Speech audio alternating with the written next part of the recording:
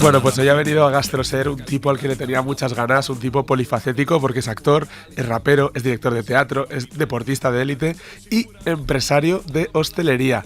Juan Manuel Montilla Langui, bienvenido a Gastroser. ¿Qué tal? ¿Cómo estamos, señor Carlos? Bien. Juan Manuel, pero no sé si me estabas vacilando. ¿Qué dices que te vas a cambiar el nombre? Sí, me voy a cambiar el nombre porque es una cosa que tenía desde pequeñito y no se me fue de la cabeza. Mis padres me lo intentaron quitar, yo de alguna forma les mentí para que no me dieran mala coña, pero no se me fue. Y ahora creo que con 46 tacos es el momento. Y estoy en trámites con el papeleo y eso, Jeremías. Cuando me has dicho que te ibas a cambiar el nombre, he pensado, lo mismo lo que hace es que se cambia el orden de los apellidos. No, porque tu segundo apellido es Macarrón. Es Macarrón, y es súper gastronómico tu apellido. Ah, bueno, también es verdad. Hostia, con todos los respetos, tu madre es la señora Macarrón. Hostia, totalmente. O sea, pues ahora que lo dices es verdad.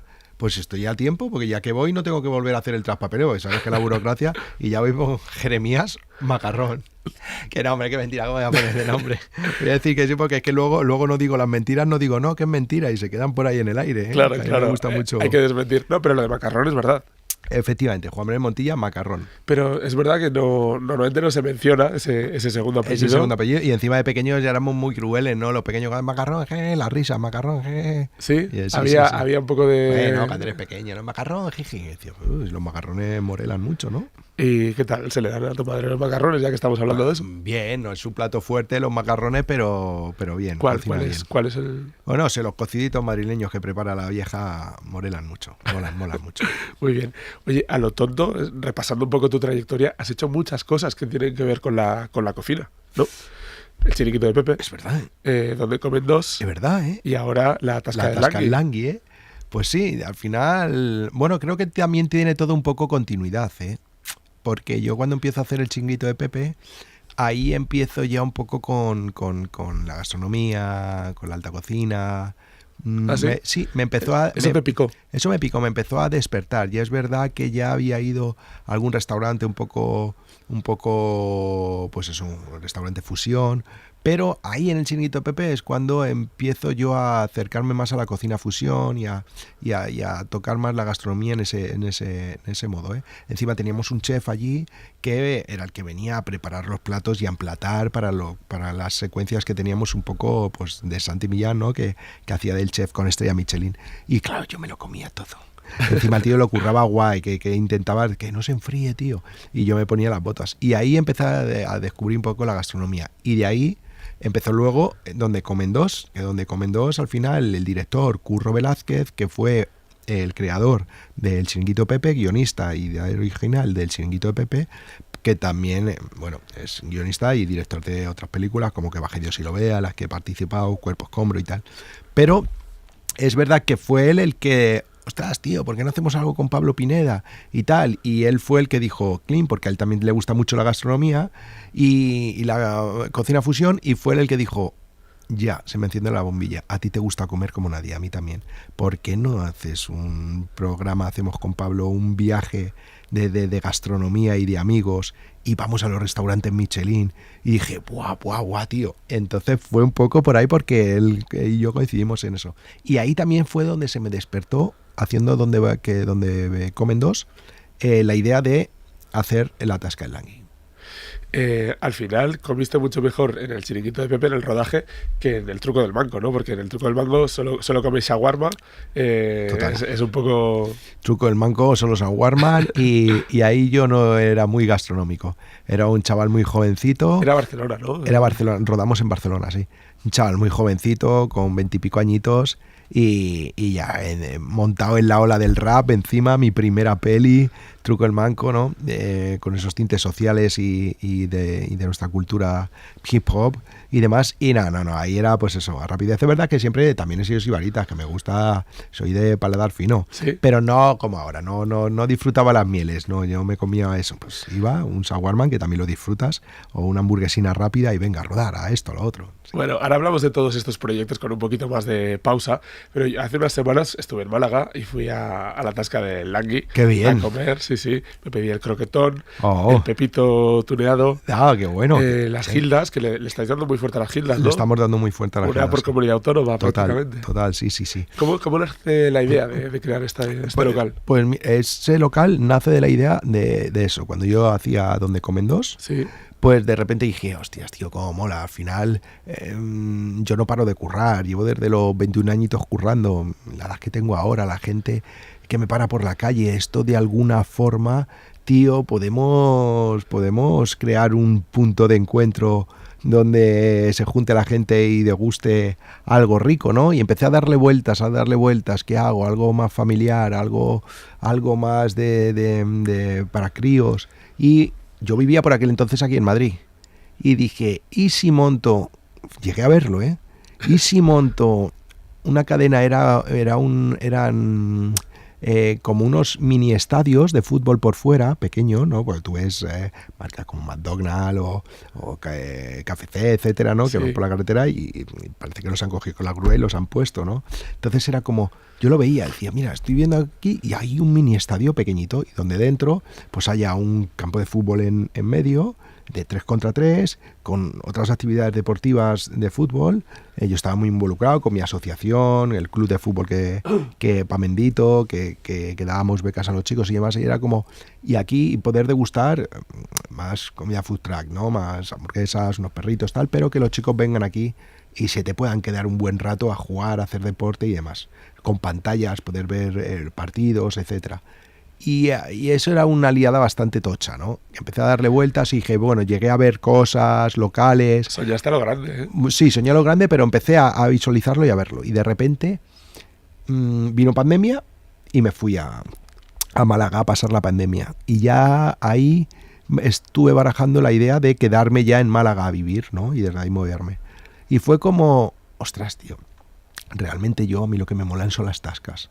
Y a mí lo que me gusta es el picoteo. Y a mí lo que me mola es ponme un refrigerio, un vinito y ponme una gilda, ponme un poquito de una tajadita de bacalao, ponme una media ración de oreja, ponme un bocadito de calamares, ¿no? Y yo empecé así y dije, eso es lo que me gusta a mí, tío. Al final me voy a embarcar en algo tocho que no sé por dónde va a ir y esto mola mucho. Y esa fue la idea inicial y al final derivó en la tasca del Langui. Y tenéis como uno de los platos estrellas el croquetón. El croquetón del chiringuito de Pepe. Cuando ya, que eso me costó mucho levantar la tasca del Langui, me costó mucho porque lo hice solo, no tuve socios. ¿Ah, no? No. Y yo iba escribiendo de buena manera, pues a gente que había ido conociendo, amigos chef, o que sabía que al final era su profesión y sabían de eso. Si no me hablaba con Juan y Pablo de Umico, restaurante Japo Fusión por aquí en Madrid por excelencia, pues no sé, escribía a Dani García o a David Muñoz, tío, ¿qué te parece por aquí? ¿No? Y te daban o a Berasategui, ¿qué tal, Qué Martín? buena agenda de teléfonos tienes. Claro, entonces yo le pedía humildemente, oye tío, estoy de tal, y ellos humildemente pues me daban, no te líes la manta a la cabeza, no te vuelvas loco, sin pretensiones, algo que puedas, que esta profesión tal, esto lo otro, o de repente tenía la idea, hostia, ya sé cómo quiero hacer las mesas, con la forma de mis piernas, que es el logotipo del Langui. Es maravilloso. Hostia, ¿qué tal? Claro, ¿cómo lo ves? Yo tenía algo de diseño, se lo mandaba a David y lo veía, guay, son muy marca Langui, qué guay. Otro, ¿dónde puedo hacerlas? Tal, pues me daban el contacto, pues mira, Piñero es un fenómeno a la hora de a la hora de hacer la vajilla, el menaje y también de decoración, y es el único que te va a poder hacer, porque es verdad que preguntaba a otros sitios y decían, esto no sabemos cómo hacerlo. Piñero, teléfono, Piñero, soy el Langui, ¿en serio que eres tú? Te lo juro, venga coño. Claro, Piñero al final me había seguido mi trayectoria musical, etcétera. La semana que viene podría reunir, y yo justo la semana siguiente estaba por cerca de Alcoy, pues vente, y allí entablamos amistad y él dijo, lo que tienes en la cabeza lo voy a hacer realidad, y fui un poco pues así, etc, hasta que monté la tasca del Langui, pero lo monté en San Pedro de Alcántara, y creo que ahí enganchó, pero fue un gran error no haberlo montado directamente en Málaga y con quien estoy ahora de socio, porque fue un poco locura montar todo eso solo y aunque tenía pues al encargado, gerente y demás, pero al final era yo solo ante el peligro. Yo acababa un rodaje, ¡corten! Una secuencia y corriendo era ayudante de dirección, porfa, dame mi móvil, miraba, oye, que el de los pulpos no llega, oye, que la cocinera se ha puesto mala, ¿qué hacemos? Oye, el aire acondicionado está goteando, y a mí me explotaba ya la cabeza, tío, aunque tuvieras al final tienes que estar tú al frente, y eso fue un gran error.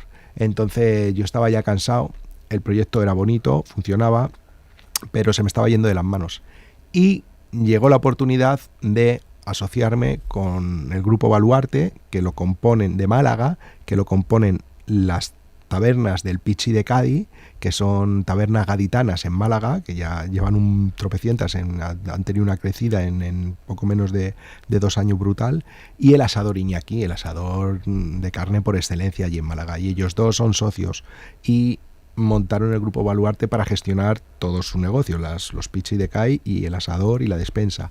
Entonces yo me llevo muy bien con ellos me ayudaron mucho también en mi etapa solitaria en la tasca del Langui, y al final decidimos fusionarnos y que empezaran ellos a gestionar la tasca del Langui, y yo pues dar un paso atrás, encargarme de lo que sé, de la imagen, de ir allí, degustar, estar con los clientes cuando puedo. Vas a menudo, ¿no? Y te paseas. Mucho. Voy en medida de lo que puedo, pero evidentemente voy. Y además con un uniforme de trabajo. Eso es que es verdad que al final uno hace tantas movidas que dices, bueno, voy a coger Instagram, a ver, Langui, y te salen todos los vídeos. Entonces será, mira, si nos ponemos a vender la tasca, que ya el que esté ese vídeo sepa que el Langui está en su tasca. Entonces yo cuando voy a hacer el contenido de la tasca y a vender los platos y el lugar, pues me pongo mi atuendo con mi camiseta, que es la que lleva el equipo de la tasca, camareros y demás, y me pongo mi gorrita de chulapo. Y ahí tú sabes, cuando te sale ese vídeo, que sabes que es tasca. Hombre. Porque si de repente vas a la tasca, vas vestido hoy de aquí, mañana de allí, no sabes qué te está vendiendo el Langui. Si un partido de bocha, si te está vendiendo una película, una obra de teatro, o te está vendiendo un croquetón. Entonces, sí, la verdad es que yo mi atuendo, paso por la tasca y ya me coloco mi atuendo. Le lanzaste un reto a Grisum porque estuviste en la revuelta hace poco. Sí. Y bueno, Broncano y Grisum tienen esa coña, ¿no? De lanzarse cosas y que Grisum las coja. Con la boca. Sí. Hostia, el croquetón tiene un diámetro importante. Eso yo no sé cómo lo llevo a hacer. Y lo hizo, ¿eh? Mira que no le he hablado con él, porque cuando enganchó el croquetón yo no estaba en el programa. Yo había ido previo y luego, pero fue alguien de Málaga que dijo, voy a ir de invitado, voy a ir de público.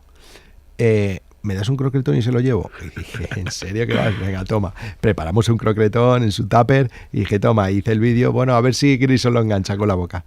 Y es que David se lo lanzó y enganchó, porque es un croquetón bastante importante, que es un plato único, que te comes ese croquetón y ya te coges medio bocata calamares porque está lleno. Bueno, tú lo has probado. ¿Y cómo lo enganchó con la boca el señor Grison, Ya ves, ya te digo. En fin, me gustaría que habláramos también un poquito de recuerdos. Que más quisiera que no fuera así. Según te toque, así te tocará sufrir. La verdad es que Pan Bendito es un barrio con nombre de panadería gourmet. Es verdad, Pan Bendito. Un poco. ¿Qué tal se come Pan Bendito? Bueno, pues imagino que en cada casa de cada vecino se tiene que comer gloria, ¿no? Porque siempre vas por el barrio y te llegan esos olores, ¿no? A la hora de la comida, a la cena, la media mañana, y dices, uy, aquí están haciendo un buen cocido, uy, qué bien huele aquí a sofrito de pimientos, uy, ¿quién estará haciendo tortillita de patata? Qué bueno. Y entonces, pues yo creo que en Pan Bendito se tiene que comer bien, ¿no? Como en cada casa de vecino, ¿no? De un barrio humilde. ¿Tú comías mucho en casa de colegas también? Sí, también me quedaba mucho a comer a casa de Hugo López, que es mi gran amigo y padrino de mi hijo mayor, y en casa de los amigos, claro, bueno, al final sí, en casa de los vecinos. Cuando piensas en tu infancia, ¿qué platos se te vienen a la cabeza?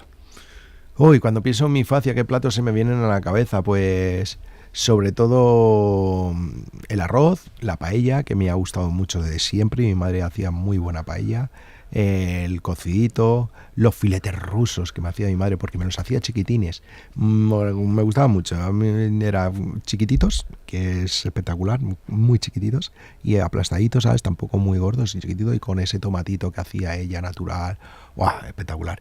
Y los higaditos, que fíjate, los higaditos era algo que no me gustaba, para nada. el sabor de los higaditos nunca me ha gustado. Y tengo una anécdota que de repente ya cuando era pan bendito las casas antiguas, porque luego vinieron los pisos del IBIMA y tiraron las casas antiguas y nos dieron los pisos del IBIMA, pero sin abandonar el barrio, donde era campo, pues ahí edificaron los edificios de protección oficial y donde estaban nuestras casas bajas, viejas, ¿no? Pues ya cuando nos metían en los bloques, pues las casas bajas las tiraban, las casas viejas las tiraban y se convertían en zona verde, ¿no? Entonces no tuvimos que abandonar el barrio como pasó en otros barrios cuando reubicaron, ¿no? Entonces, cuando eran las casas bajas, yo era pequeño, yo vivía en un bajo y mi madre me ponía los higaditos. Cuando me ponía higaditos yo no soportaba ese sabor.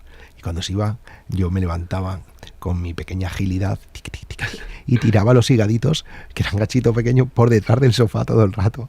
Y claro, yo los empotraba por detrás del sofá. Mi madre, cuando echaba el sofá para que, no sé, el sofá no se suele echar para adelante, barres por abajo y tal, pero no lo sueles correr de la pared, que estaba como empotrado.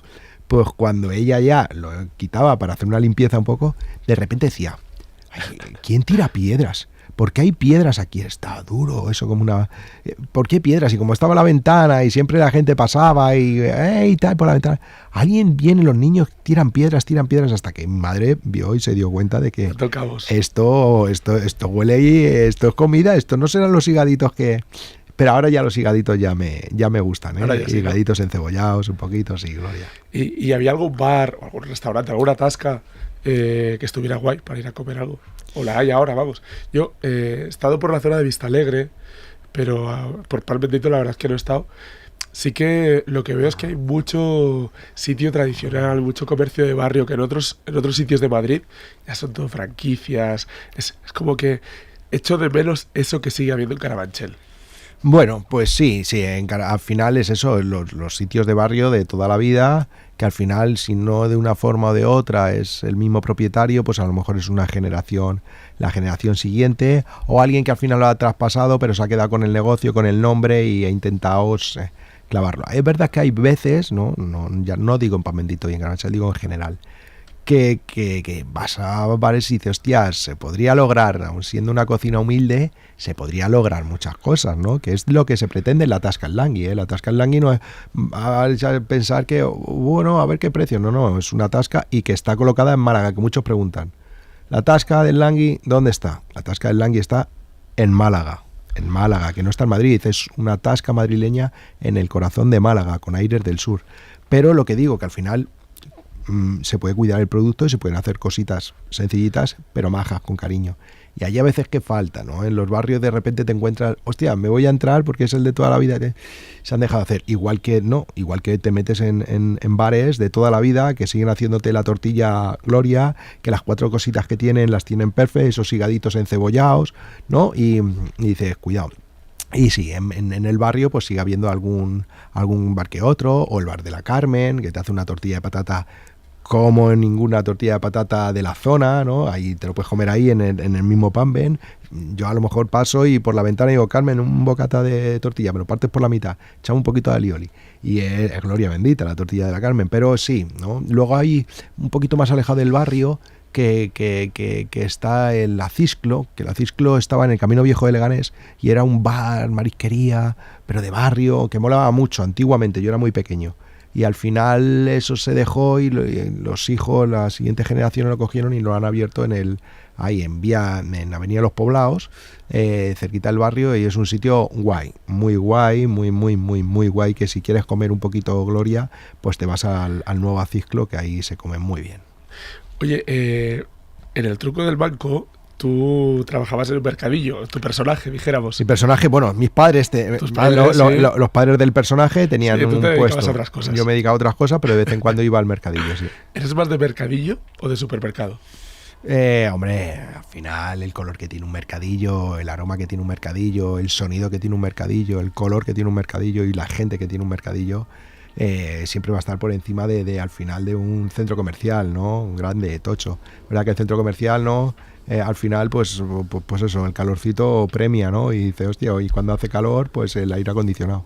Pero donde haya un mercadillo, que se quite lo demás. Hola, me llamo Espasticidad.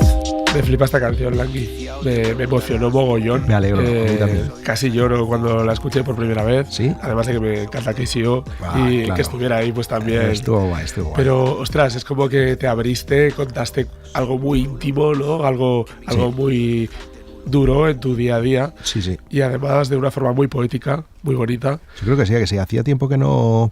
Esta canción que no la escuchaba y la escuché el otro día en el programa de Ortega, de Marca. Sí.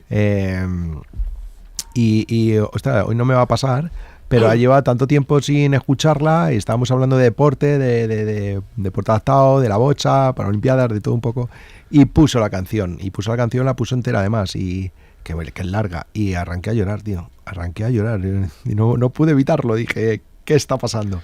Y es que al final es lo que tú has dicho, ahí en ese disco, en esa canción, que esto fue en el 2003, fue el disco Espasticidad, pues nunca había hablado tan así de este tema, ¿no? De la espasticidad, que es lo que tenemos las personas con parálisis cerebral o un daño adquirido o un ictus, etcétera, ¿no? Que al final es la mala información que el cerebro chuta tu sistema nervioso y hace que el sistema nervioso esté rígido, como esta mano, como mis piernas, y que eso es una jodienda en nuestro día a día, ¿no? Con dolores, atrofiedades, etcétera. Entonces, bueno, en este disco puse hincapié en espasticidad y hablé de esta forma poética, que era como, ¿cómo planteo esto? Y al final yo era la voz de la espasticidad, ¿no? Y luego entraba KCO en el estribillo dando un enfoque más genérico de la espasticidad social que tenemos un poco todos, ¿no? Que vamos engarrotados y rígidos por cómo estamos viviendo, que no somos capaces ni de levantar la cabeza y ver los pequeños detalles que tenemos enfrente y que nos perdemos.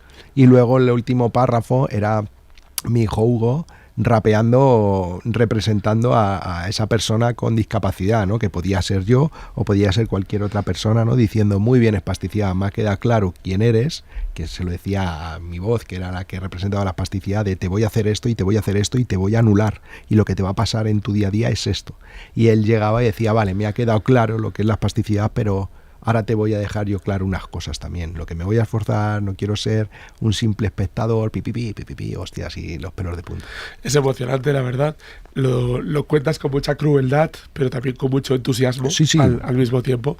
Claro, tú haces tantas cosas y las haces tan bien que consigues que nos olvidemos de tu espasticidad, ¿no? Ya, sí, o sea, de tus me limitaciones. olvido hasta yo. Te olvidas hasta tú. Que como que sales y de repente haces ¡pum! Y te caes y dices, ¿qué ha pasado? Y dices, no, tío, que es que tienes parálisis cerebral. Frena. Y dices, ostras, es verdad, no me acuerdo. Claro, yo preparando esta entrevista digo, yo no sé si el Langui puede cocinar. Sí, hombre, poder cocinar puedo. Que tenga tiempo, es verdad que muchos van a decir, vale, siempre se saca tiempo de donde sea. No me queda mucho tiempo, es verdad, pero en mi casa... O sea, que me pones la misma excusa que todo el mundo, el tiempo. Al final es el tiempo. Pensaba que ibas a decir, no, es que claro, el movimiento de... No, es verdad que también las lío pardas, ¿eh? Cuando en mi casa llego y digo, venga, voy a cocinar, porque después de pandemia todos nos volvimos un poco chef, ¿no?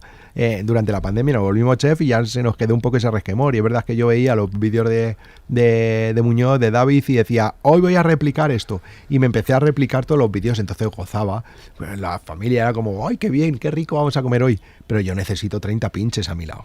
Si queréis que comamos a la hora que queréis comer, 30 pinches conmigo aquí, o si no, no vamos a ir rápido. Pues yo te corto y te hago juliana y te hago pimpines, pero al final voy lento, ¿no? Y cojo una bandeja y tal. Pero si tengo tres pinches, pues sí. Es verdad que al final, claro, ¿qué pasa con eso? Que al final, pues eso, Jessica, mi mujer, o los chicos al final dicen, no, lo vamos a hacer nosotros. Aparta que encima yo pongo todo perdido y dice, ¿sabes? Me gusta yo, de repente suelto un poquito de sal, un poquito de pimiento por aquí, final, pero no, bien, cuando puedo y tengo tiempo, me gusta involucrarme en la cocina y que haya gente conmigo colaborando, haciendo, que además también es de lo que se trata la cocina, ¿no? De compartir. ¿Y cuál es tu plato estrella? ¿Tienes alguno?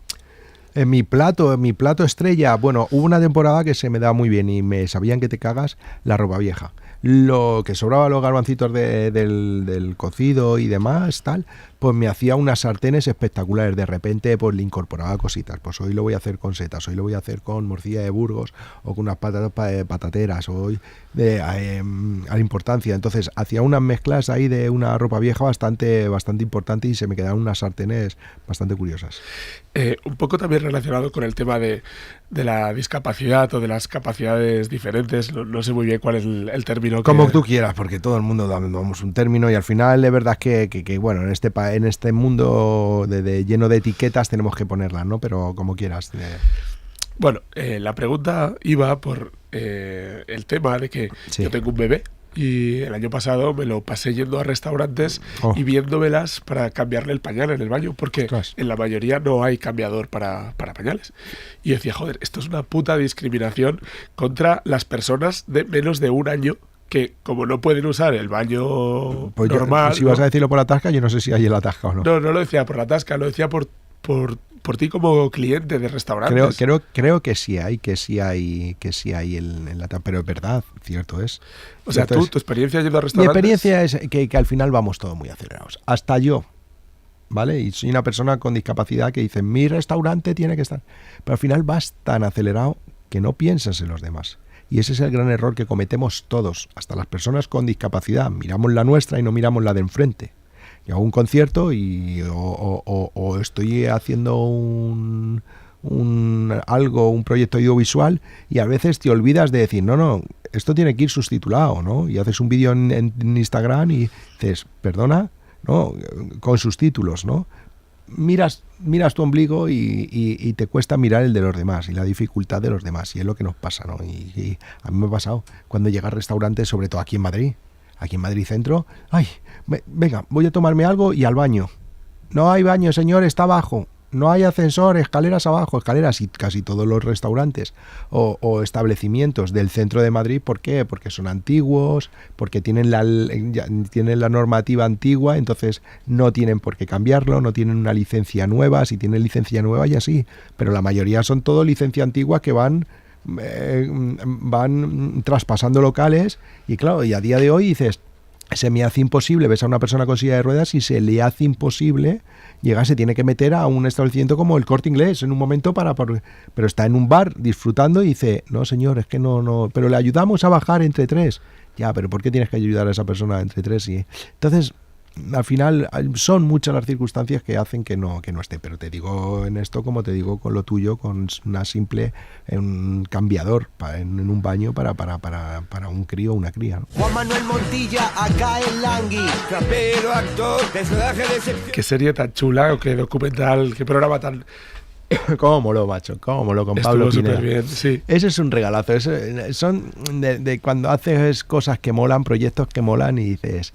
Pues este fuese el proyecto que molaba, ya no porque visitábamos muchos restaurantes muy top, no solamente restaurantes con estrella Michelin. Para el que no lo haya visto, era una especie de un país para comérselo, versión personas con discapacidad. Con discapacidad, versión exacto. Inclusiva, ¿no? Inclusiva. Y íbamos por diferentes ciudades.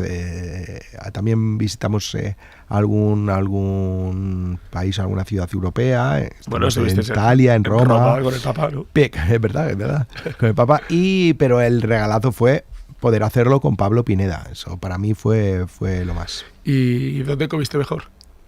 Ostras, ¿dónde comí mejor? En todos los lados, tío. Es que has estado con Paco Roncero, con Dani García, con Pepe del Bohío. Has estado en muchas estrellas Michelin. Mucho. Estuvimos en Badajoz también. En Atrio. En Atrio. Qué bueno estuvo también aquello. Estuvimos en muchos, en Italia también estuvimos en Michelin, pero es que luego, además de Michelin, íbamos a restaurantes tradicionales, que no tenían ninguna estrella, pero eran muy tradicionales y con mucha solera. Entonces, de repente te ponían unos estofados, te ponían unas cucharas, que era espectacular. De ahí salimos bastante redondos, ¿eh? Yo enganché unos kilos. ¿Por qué? Porque encima comía, durante el programa, que yo puse una regla y dije al direct, vale, vamos a hacer esto, pero... yo sé cómo va esto, vamos a hacer que comemos porque tenemos que grabar contenido y la comida va a venir fría y vas a dar un bocado, pero esto no lo pruebas porque esta es otra pregunta. Y dije, no, restaurante estrella Michelin, que nos sentemos, si no son todos los pases, los 21 pases, los 12, los 16, mínimo 8 o 9 pases tiene que haber, y que estén bien y que estén calientes y tal, si no, no. Y dijo, vale. Entonces eso era una gozada, te estaba grabando cómo estabas, y en el momento que llegabas a ese restaurante y te sentabas para degustar, para comer o para hacer 2 preguntas al invitado, pues es que disfrutabas como un enano.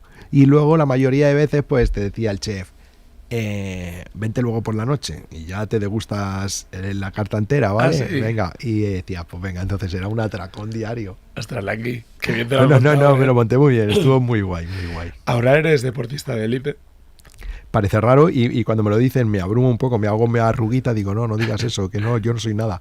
Pero es verdad, en el momento que al final juegas tu internacional, representarse a la selección española en tu deporte, ya te tratan de élite, más tienes tu carnecito de deportista de élite y tienes... Campeón del mundo de bocha, ¿no? Bueno, no, Okay. campeón del mundo no, yo soy... empecé el año pasado, gané la Liga Andaluza, Sí. porque como vivo en Andalucía, pues estoy jugando a la Liga Andaluza. Luego, al ganar la Liga, me clasifiqué para la Copa de España, Vale. y ahí fui oro en la Copa de España. Luego de la Copa de España, pues te clasificas para el Campeonato de España, y ahí fui bronce. Y seguidamente fue cuando la selección española, la seleccionadora María Valdés, pues me dijo que estaba en seguimiento y que iba a representar a España en mi primer internacional en Olbia, en Italia, y eso fue en octubre. Y ahí, pues sí, conseguí mi bronce en individual y mi oro en equipo con el equipo español, BC1, BC2, que ahí estaba Desiré Segarra y Ainhoa Miñaca. Sí. Y tienes que seguir Conseguimos el oro ahí. una dieta especial como deportista de Bueno, élite. vamos a ver, como deportista de élite es verdad que, por ejemplo, en este caso, la bocha requiere mucha puntería, requiere control de fuerza importante y precisión y sobre todo mucha estrategia. Es un deporte de bolas muy estratégico, es el ajedrez de las bolas. Pero no es natación, que haces un desgaste físico muy importante, ¿vale? O no es atletismo, o salto de longitud, como Desiré Vila, ¿no? Entonces, en este caso, es importante que tú mantengas una dieta porque contra más delgado estés, o sea, más ágil te vas a encontrar a la hora de lanzar tu bola, a la hora de flexionar. Yo flexiono para aquí, ¿no? Me tumbo y según me tumbo, tengo que lanzar mi bola para intentar llegar a los 10 metros y tal. Pues si me encuentro gordo, me encuentro como yo antes del verano, que estaba en 80 kilos ya, pues joder, me cuesta mucho, me va a costar mucho más inclinarme, tirar. Entonces, contra más te cuides tu dieta y más delgado estés, pues más ágil y mejor te encuentras tú a nivel físico, anímico y mental, ¿no? Al final la dieta, hagas deporte o no, tener una buena dieta sana, hacer ejercicio físico, eso nos ayuda, pues más si haces un deporte. Entonces, yo me puse las pilas y ahora estoy en 63, me mantengo 63, 64, 63, 64. Quiero bajar un par de kilitos más, pero muy bien. Y pues eso, intento comer bastante sano y eso me ayuda mucho cuando llego a mis entrenamientos y a mis competiciones.